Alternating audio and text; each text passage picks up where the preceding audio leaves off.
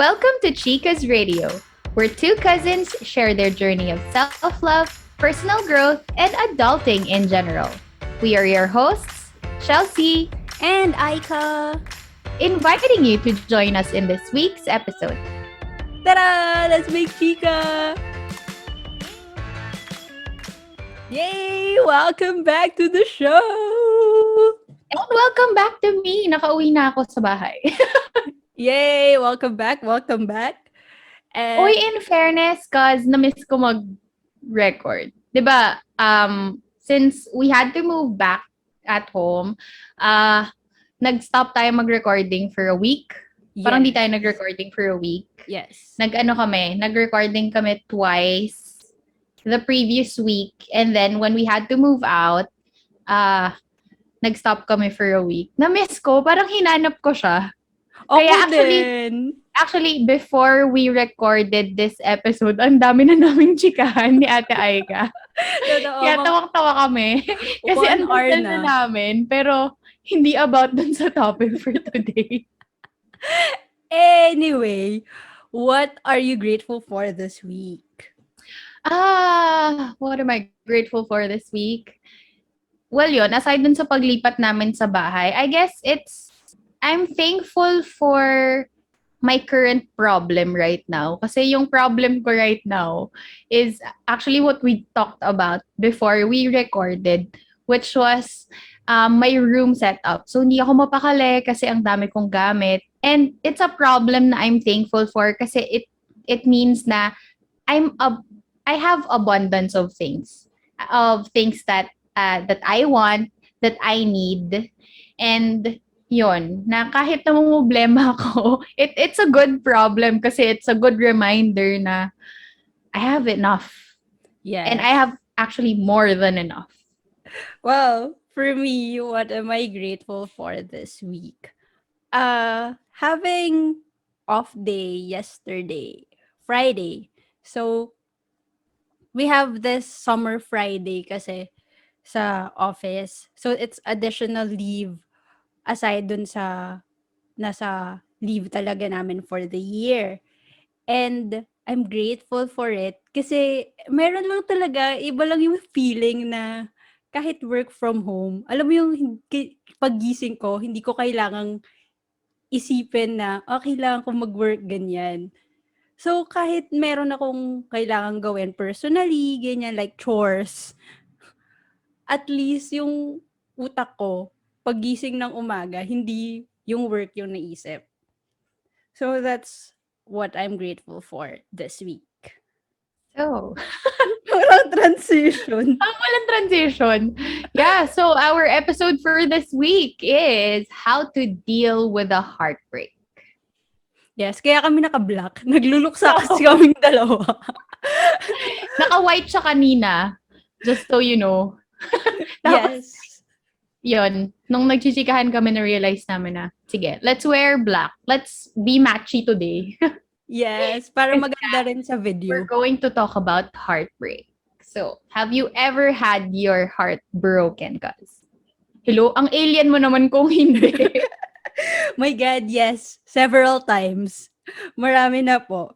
And having my heart broken, hindi lang siya sa romantic aspect.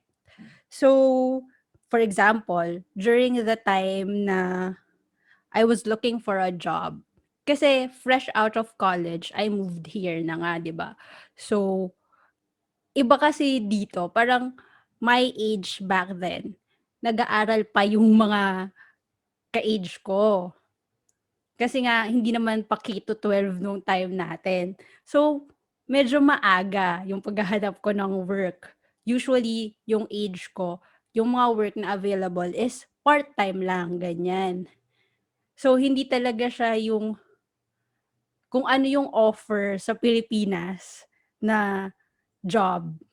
Iba siya dito. So, it was a struggle for me.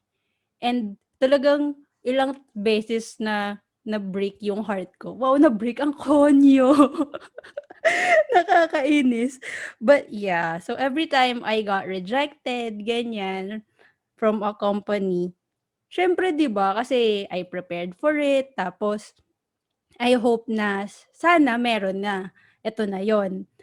But then, hindi pa rin. And kasama din yun is yung pagiging homesick and literal na missing out from the fun sa mga friends ko back then. So, yun siya. Yun yung examples ko na hindi romantic aspect. But since etong topic na to is very broad, let's focus more on the romantic aspect of being heartbroken for this episode.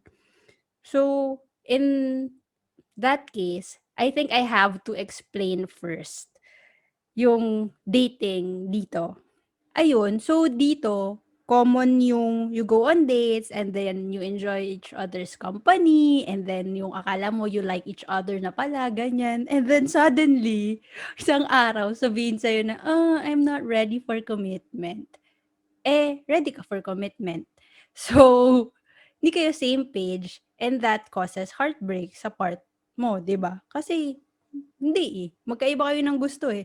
It's either you end it or you be martyr and tanga and move and continue going out casually, 'di ba? And then ano pa nga 'yun, swerte pa kung magsabi talaga sa'yo na na hindi kayo mag-work and hindi ready sa commitment. Kasi may ibang tao talaga na they cannot do difficult conversations. So, they end up ghosting people, which I've experienced a few times and it's a very, very, very unpleasant feeling talaga. And yun, so I really appreciate people who tell me honestly what they feel regarding sa situation. Kasi at least may clarity kahit masakit, 'di ba? Iba kasi kapag ghosting talaga, grabe. Ibang level siya. That's for another topic. So, yes. Ikaw naman. Yan, I agree dun sa dun sa ghosting kasi 'di ba, parang walang explanation, walang anything, iwan ka lang. Alam mong may issue yung person, pero matitrigger din yung issue mo sa sarili mo, 'di ba? Totoo. Oo, meron nga siya, ano eh, I read a quote from Simon Sinek. Oh, love talaga si Simon Sinek, ano. Or maybe it's a short clip of a video. And then, he said something na parang ghosting is affecting the other people's self-esteem. So, that's why you shouldn't ghost someone. You tell them directly kung ano. Kasi it makes them question themselves kapag iniwan mo lang. Well, yun yung masakit 'pag sa ghosting nga. Parang hindi iniwan mo lang yung problem as it is. Pero nandun lang siya, ganyan. Anyway, so for me naman, siguro share ko na lang yung biggest heartbreak ko. There are a lot, same sa'yo. Hindi naman tayo, yun nga, hindi naman tayo alien or halaman. I used to be, charot. There are a lot of heartbreaks, yun nga, not just naman romantic. Pero this one kasi I considered the biggest kasi it really impacted a lot of my decisions in life. And I guess may clue ka na kung ano to. Pero, Oo yun. naman. So my biggest heartbreak was with my first love. I was young back then. I was in high school. I was in high school. He was graduating and going to college na. And since it's not the love story that we're going to talk about, I'll just cut the story short. So how did he break my heart? Well, not really. Pero yun nga, God needed him more. And his life ended at a very young age. I was young back then, parang 16 or 17. Parang around that time, 16, 17. And I was like, I thought sa movies lang nangyayari yon, girl. Parang, di ba sa palabas lang to? Tapos, alam mo yun, I had no idea what to do. I was young. Parang dahil nga akala ko sa movies lang siya nangyayari, tapos nangyari pa siya sa akin at a very young age. I was so unstable. Na yun nga, it impacted a lot of my decisions in life, like college, kung saan ako magka-college, yung mga ganon. People around me knew that I'll get over the situation. Kasi bata pa nga kami nun eh. I was young. And yes, I agree. Here I am now, happily moving forward in life. But you know what? It doesn't change the fact that he was special. I had feelings for him. He was special to me.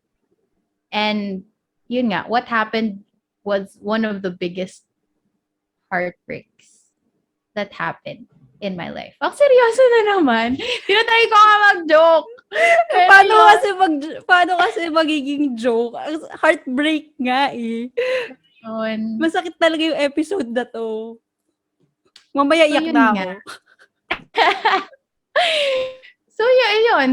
That's what happened. And how things happen. Nanginginig din boses. Ang OA. Pero kasi 'di ba, it was a para siyang young adult, hindi pala young adult. Teen movie. Para siyang Fault in Our Stars. Yun. Oo.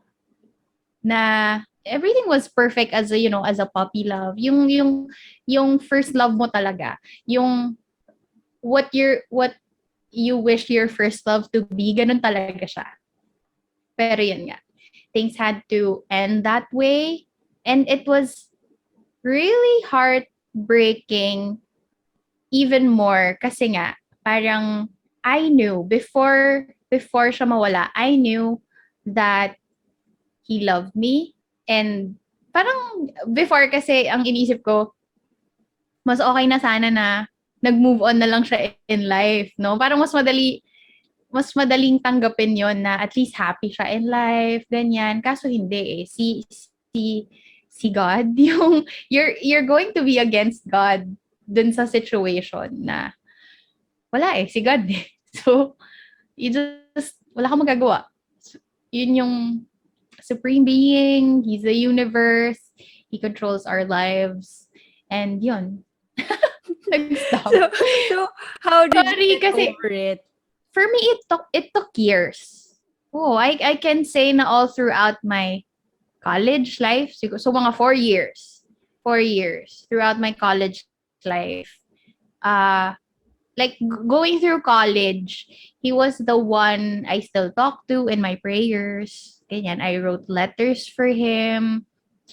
He was the person I would cry and long for during retreats back in college. Yung mga retreat parang every after school year, ganyan. Tapos yun, he was my biggest regret. Kasi nga, ang thinking ko back then, we were still young. So, syempre di ka naman mag-give all kung, di ba, kung bata ka pa. Parang may ka pa eh, may mga hesitations ka pa, ganyan. But, yun, as cliche as it may sound, pero really, healing really does take time. Parang, hindi pala. Yung quote pala is, time heals all wounds. Diba? Yung sinasabi nila. Pero totoo, na masasanay ka na lang over time na yun yung reality eh. Yun yung nangyari. Even though I didn't want to, I saw that my life was moving forward and away from our story. And I just remember this incident na parang pang ilang years na ba niyo? Parang 5th year death anniversary.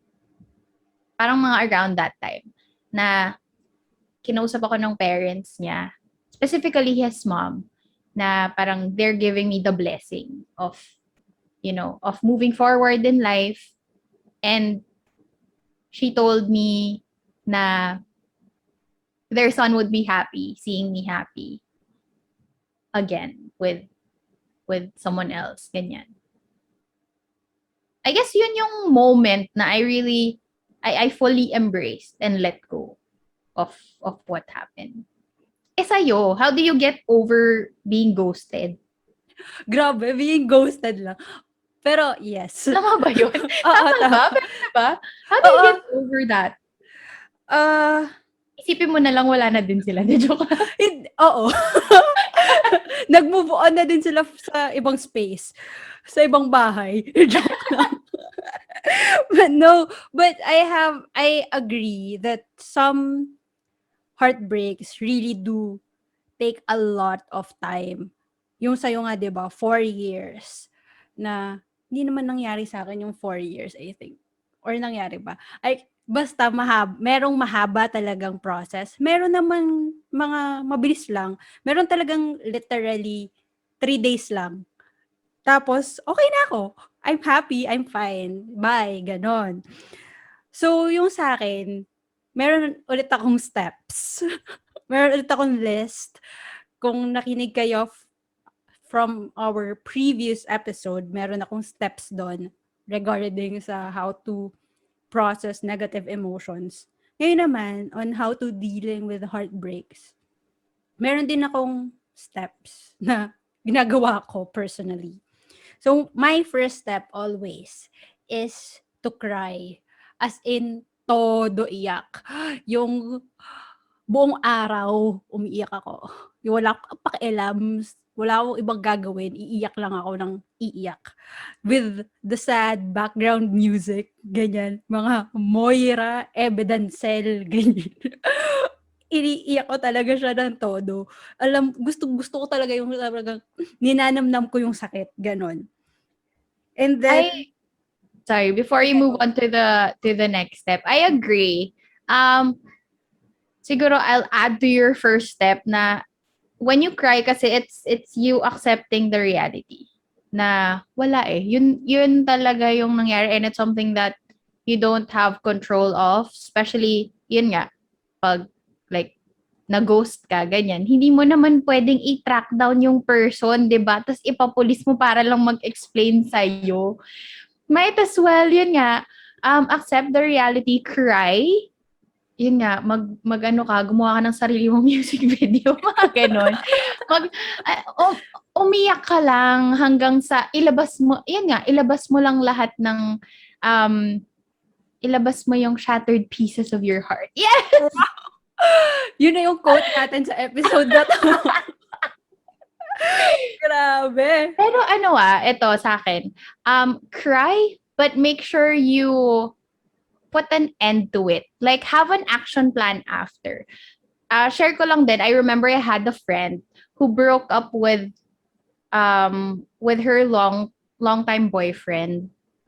And then she was miserable kasi she invested a lot dun sa guy and um she was so willing to work things out pero ayaw na rin ganyan. Basta hindi nag-work out.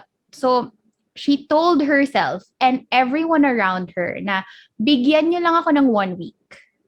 Hayaan niyo lang ako na magpakalasing, umiyak. Basta hayaan niyo lang ako. After nito, okay na ako. She kind of extended a bit. hindi 1 week, parang naging 10 days ata. Pero, once she was done grieving, she started moving on in her life. And for her, and I think I would do the same, na there was no going back. Yes. So, yung pag-iyak kasi, yun nga, sabi mo, it's a form of acceptance and of letting go of all your emotions din kasi. Hindi lang siya sadness eh. Kasama na yung frustration, yung anger, yung regret, lahat na. So, when I cry at least, nilalabas ko talaga lahat. Kaya, wala akong ibang ginagawa.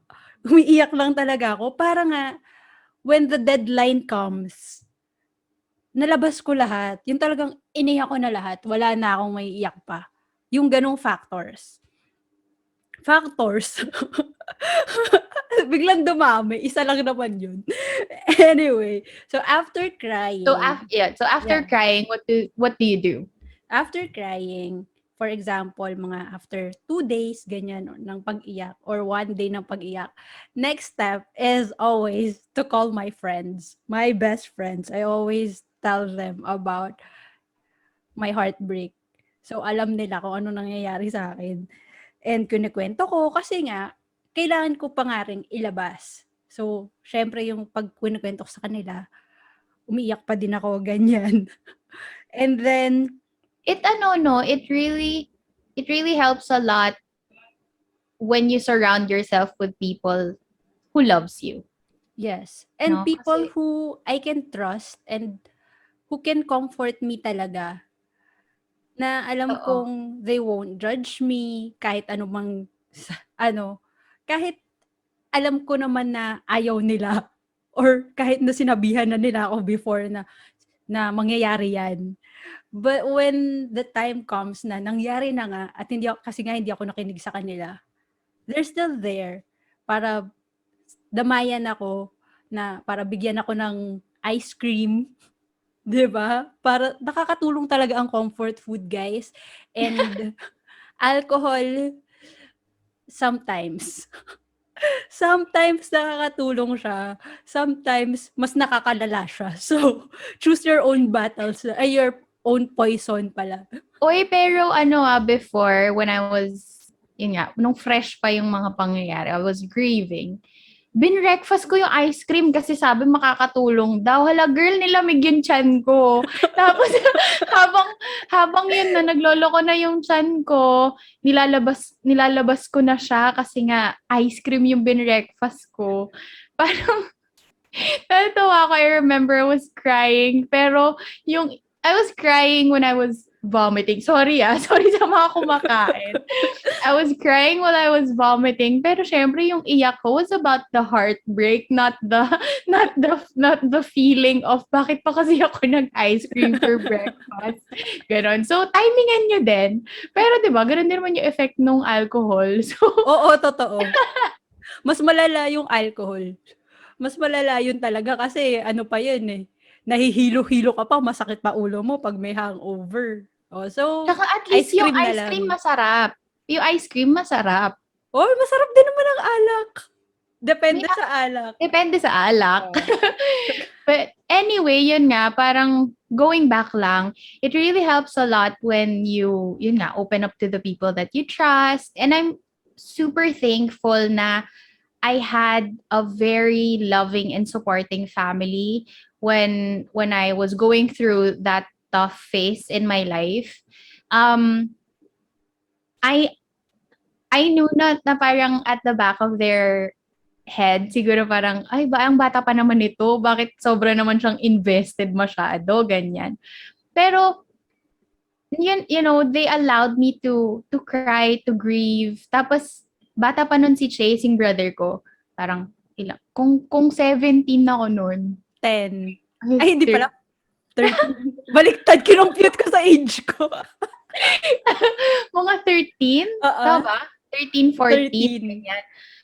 So, bata pa siya noon. Pero every time, kasi na, before going to sleep, I remember crying to him about my regrets, about, yun nga, basically yun nga, yung regrets ko dun sa nangyari, na, yun, yung heartbreak ko. Tapos, alam mo yung bata siya, tapos hindi niya alam, hindi niya naiintindihan kung ano yung nangyari. Pero hinayaan niya lang ako hanggang sa makatulog lang ako, ganyan.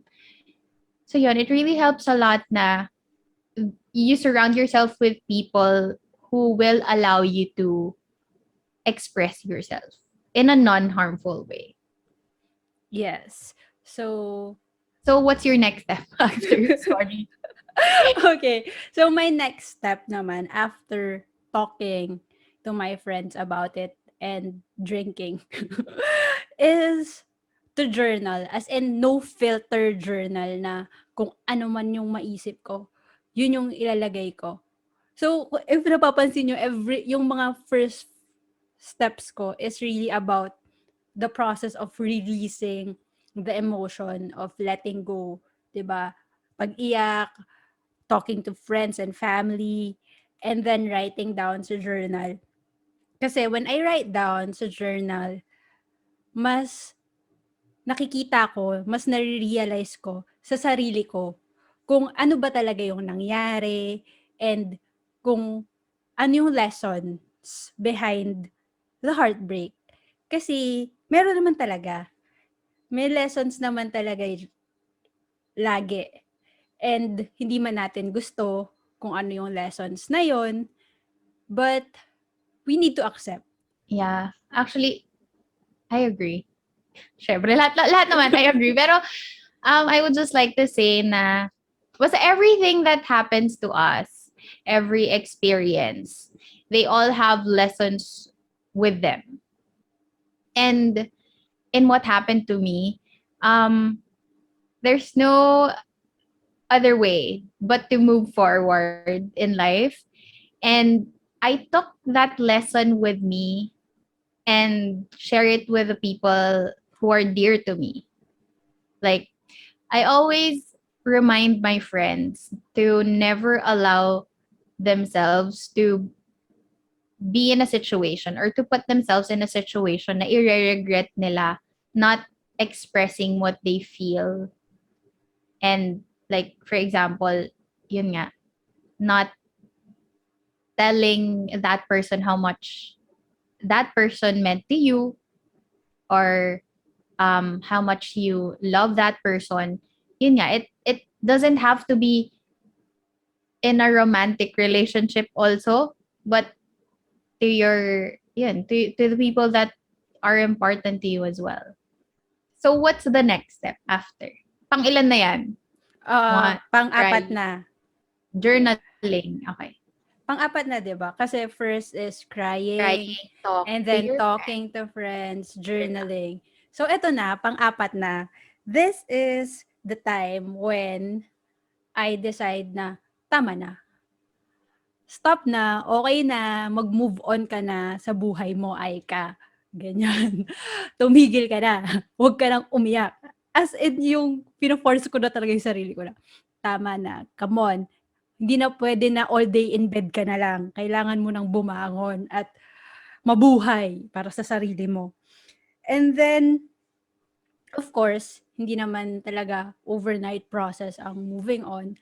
But when I make that decision of stopping yung grieving process, ganyan, I take at least, sabihin natin mga, kahit nga 0.01% forward Mm. na eto na yon. So, kahit yung 0.01% na yon ay ang pagtayo lang from my bed, achievement na yon for the day. And then, gradually, every day, it's 0.201%, ganyan. Until the time na bumangon na lang ako and hindi na yung nangyari or hindi na siya yung first thought ko and hindi na rin siya yung last thought ko. And ma-realize ko na lang na, naka-move on na pala ako. Hope on ka na. Yes, and dun sa process na yon na after I decide na stop crying na ganyan, I remind myself talaga na no matter what happens, kahit na ginost ka, ganyan, that I am still loved and I am still valued and that I still have my self-worth. It's still mine. Na kaya ko siyang buuin ulit. Kasi nga 'di ba, sabi nga ni Simon Sinek, a part of our self-esteem is na sumasama dun sa tao kapag gino-ghost tayo. So, yun yung next step ko na after releasing all of it, it's the decision and it's time for me to focus on myself. Which is, yun na yung last step ko is to hindi naman talaga forget about what happened. Kasi siya naturally na lang siya na makakalimutan mo. So, I try to focus on like personal projects, ganyan, or punta sa mga classes na gusto kong attendan, and going out with friends, spending more time with family, na ako na ulit. Alam mo yon, yung binabalik ko ulit yung buhay ko from the time na wala siya. And now, I know that I'm stronger and that I'm wiser. Na kapag bumalik siya or kahit hindi siya bumalik, I'll be fine na on my own. And then, if ready na ako ulit to meet other people, then I go out and other people. Kasi sabi nga din nila, di ba? The easiest way talaga to move on is to find someone else. Hindi siya hindi siya good advice, pero effective talaga kasi siya. Iba talaga kasi yung attention na nabibigay sa'yo ng ibang tao. Yun nga, para kasing nababalik yung self-esteem na nawala 'pag Mhm. meron kang nakukuhang attention from other people. Pero siyempre hindi siya healthy kasi dapat from within pa rin yun. I remember, yeah, back when I was in college, kasi yun nga yung grieving stage ko, yun yung stage ko of moving forward, moving on. I remember na ang, ano ba, ang pinaka-effective way or yung way ko of coping was making myself really busy. As in with my academics, with extracurricular activities. You just have to make sure na occupied yung time mo. Ang drama pero I really thought kasi na I had to make myself busy for me not to go back to the feeling of heartbreak. Kasi once na nawalan ako ng iniisip or once na yun nga, I'm alone in my room without anything na kailangan kong gawin, I'll remember the heartbreak and I'll cry again. So what I did is yun nga, I really had to make myself busy to be able to cope with a heartbreak. So yun, parang tama nga yung sinabi mo na after crying, make that decision and try to, fill your time with activities, with things that will boost your confidence again, will boost your happy hormones, ganyan, to get over the heartbreak. And one of the things, share ko na lang din, one of the things na I did. So, while crying, also, I remember na mention mo kanina kasi na you cry and then you listen to songs, yung songs for heartbroken people, ganyan. It is also your chance. Take this chance to sing your heart out to Taylor Swift songs. Yes, I love you, Taylor Swift. If you're Ito, listening, if you're listening. may intindihan niya talaga to, girl. Grabe. Pero really, as in, yan nga rin kay Moira. Yeah, tama. Parang, oh my gosh. Yung kahit okay naman ako, parang, like right now, when I listen to her songs, sobrang, parang, wait lang, hindi naman ako nakaka-relate. Pero, bakit ang sakit sa puso? Ganun. Pero yon, it's your chance to start your own music video. And yun nga, sing your heart out with Taylor Swift songs. Okay lang din na maging bitter ka at some point if it really helps you cope with the situation. Like I remember before, minsan sumisigaw. Hindi naman sumisigaw, pero every time na nakakita ko ng couple, walang forever. Maganon ako. Grabe. Grabe yung pagka-bitter nun. Oo, iba. Tapos, nagkaroon ng meme before na, or parang nag-viral na video na parang nakipag-break sa kanya. Interview siya eh. In-interview niya yung student. Tapos, yung student na to, parang kaka-break lang ata nila on the 23rd of the month. Basta parang ganoon. Tapos, naging inside joke siya sa amin ng kapatid ko ni Chase na para pag may nakikita nga kaming mag-couple, ganyan, magbe-break din kayo sa 23, gano'n. Grabe. Kawawa I naman mean, yung couples na nasabihan niyo nun. Sana sila pa rin. I mean, 'di ba? I mean, if being bitter for a while will let you move forward in life, then so be it. Yun nga yung way mo of expressing it. Yung huhugot ka lang, ganyan.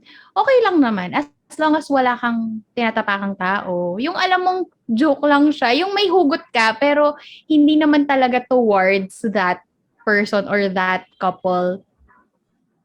Pero yun nga, parang try to be siguro instead of harming yourself, gano'n, just try to express it in a less harmful way, ganyan. And yun, move forward. Try to joke about it kasi eventually magiging joke na lang din talaga siya. So, totoo. Kasi eventually, after a few years, hindi mo na nga maiisip yun eh. Tapos i-remind ka na lang ng friends mo kung anong kalokohan yung ginawa mo. Tapos send nila yung video mo na umiiyak at nagwawalwal. Tapos matatawa ka na lang at isipin mo sa sarili mo, bakit ko ginawa yun? Oo, Hindi naman siya tatawanan mo na worth lang talaga siya it. at some point. Totoo. And yun nga, aside from sa pagiging bitter, kung yun talaga yung way mo, you can do other things then, like you can focus on work, you can focus on exercising. Hindi kasi talaga nag-work sa akin yun. Pero sa friends ko, wow, very fit na sila ngayon. At Mm. dahil lang na, ano sila, heartbroken. Pero 'di ba, they improve themselves. Kung gusto mo rin mag-makeover ng sarili mo, gusto mo matuto bigla mag-makeup, go ahead. Kung gusto mo mag-binge watch ng napakaraming K-dramas para kiligin ka ulit, go ahead. Gusto mo Totoo. mag-paint, gusto mo Ah, mag-color, anything. One of the things that you have to remember when, yun nga, when you're heartbroken is to don't forget to be on your side, to be on your team, root for yourself. Kasi you would want yourself, remind yourself na you would want yourself to be happy and not be miserable. Kasi, ano yun eh, sampal to his face. Yung, sabihin nga natin na yun nga, nasa na-ghost ka, ganyan. Sampal to that person's face na, okay pa din ako kahit wala ka, hello. Kaya Yes. ko yung sarili ko. So, yun nga, parang magpapaganda ka. Alam mo yun, walang masama to pamper yourself. I mean, medyo pangit yung intention at first na kasi ang intention mo is to, yun nga, Revenge.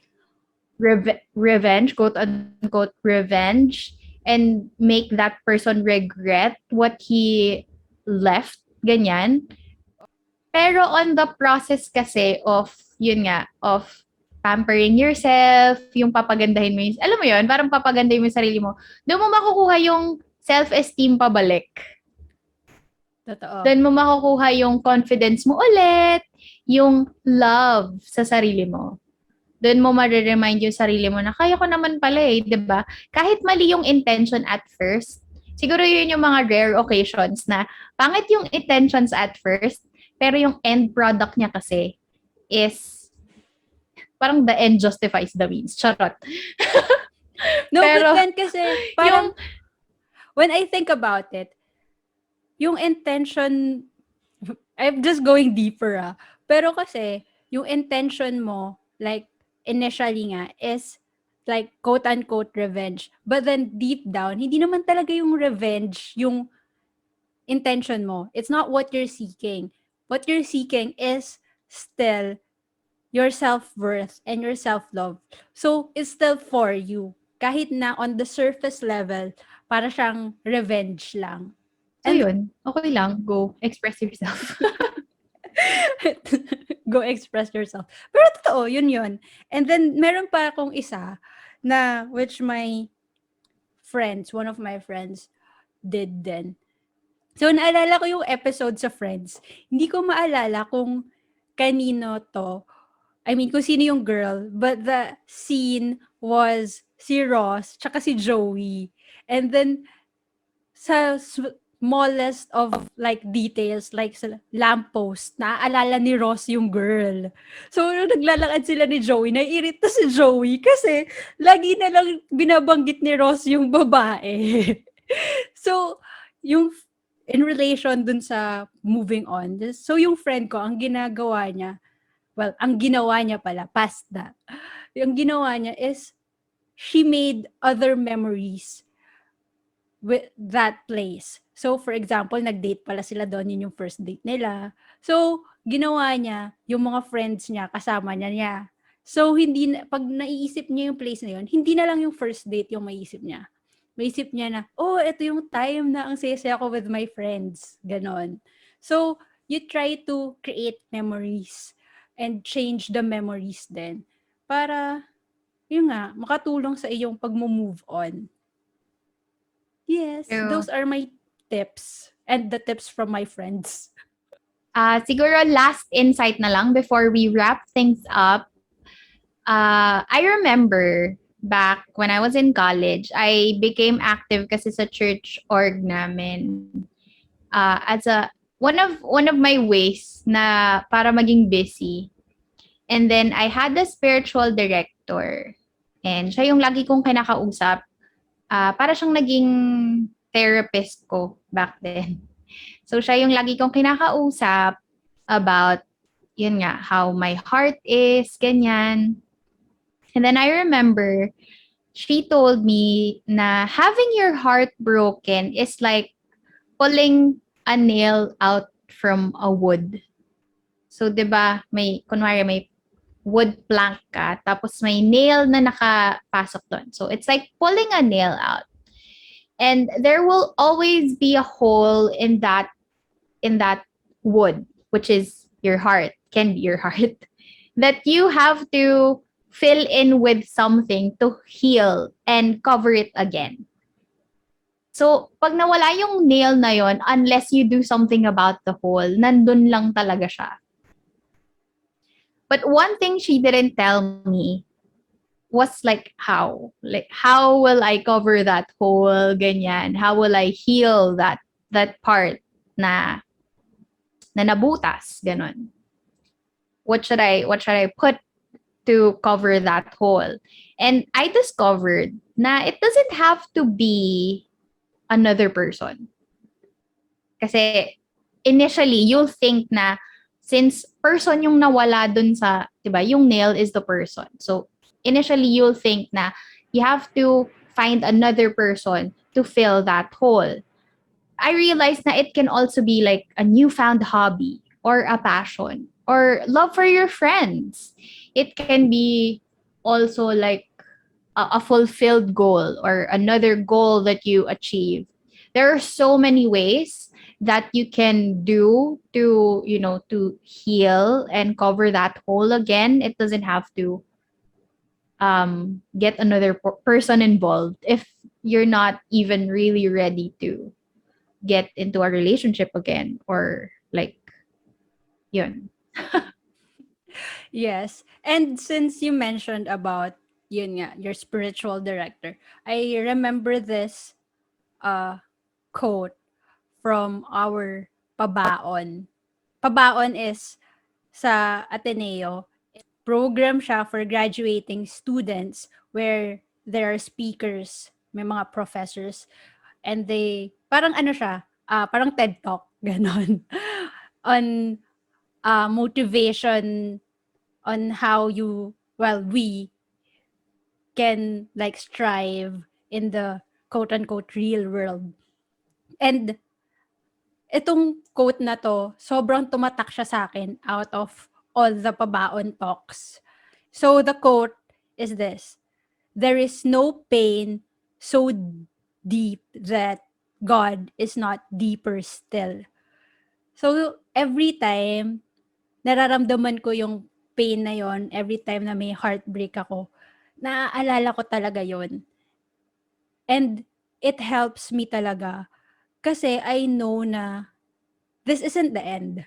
Na kahit gaano pa kasakit yung nararamdaman ko ngayon, kahit na feeling ko gumuho yung mundo ko, ganyan, hindi siya talaga gumuho. Kasi nga, God is deeper than that pain. And for my final thoughts, aside from that quote, is to be patient with yourself. If you're currently dealing with a heartbreak, be patient. Have compassion for yourself and just take it moment by moment. Hindi mo kailangang madaliin dahil you'll move on eventually. Basta you express it out and you try talaga and make that decision to move forward every day. You'll get there. And what's for you, what is meant for you, will always, always find its way to you. So I guess that's a Totoo. wrap. Yes, and we'd love to hear your stories if you are in our Facebook group, Facebook community page. Just comment in the comment section dun sa post namin and share your stories. We'd love to hear your stories on how uh, you got your heart broken and how you were able to get over those heartbreaks, or if not yet, we'll be there to help you. So just go to our Facebook community page and share your story. Let's make Chica there.